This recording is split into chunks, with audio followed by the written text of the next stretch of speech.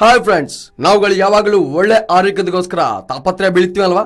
ಅದಕ್ಕಾಗಿ Google, YouTube search ಮಾಡ್ತಾ ಇರ್ತೀವಿ. ಅದಕ್ಕೋಸ್ಕರನೇ ನಾನು ನಿಮಗಾಗಿ ಒಳ್ಳೆ ಆರೋಗ್ಯದ ಸುದ್ದಿ ತಂದಿದ್ದೇನೆ. ಅದೇನು ಅಂತ ತಿಳ್ಕೊಳ್ಳಕ್ಕೆ ಈ ವಿಡಿಯೋ ನೋಡೋಣ ಬನ್ನಿ.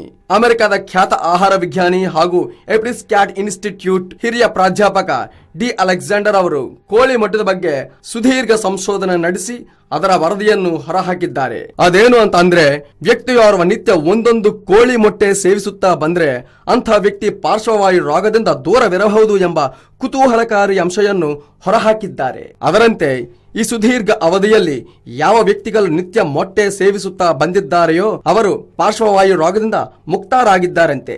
ಆದರೆ ಮೊಟ್ಟೆ ತಿನ್ನದ ಅಥವಾ ಅಪರೂಪಕ್ಕೊಮ್ಮೆ ಮೊಟ್ಟೆ ಸೇವಿಸುತ್ತಿದ್ದವರಲ್ಲಿ ಈ ಕಾಯಿಲೆ ಪರಿಣಾಮ ಹೆಚ್ಚುತ್ತಂತೆ.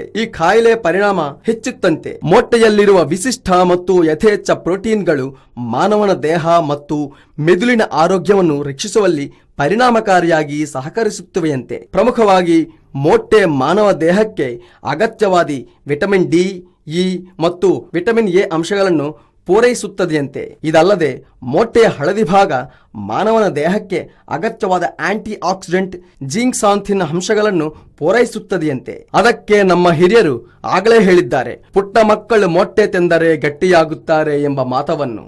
If you like this video, ಬೇಗ ಲೈಕ್ ಮಾಡಿ, ಕಾಮೆಂಟ್ ಮಾಡಿ, ಶೇರ್ ಮಾಡಿ ಹಾಗೂ ಯೋಯೋ ಟಿವಿ ಕನ್ನಡವನ್ನು ಸಬ್ಸ್ಕ್ರೈಬ್ ಮಾಡಿ.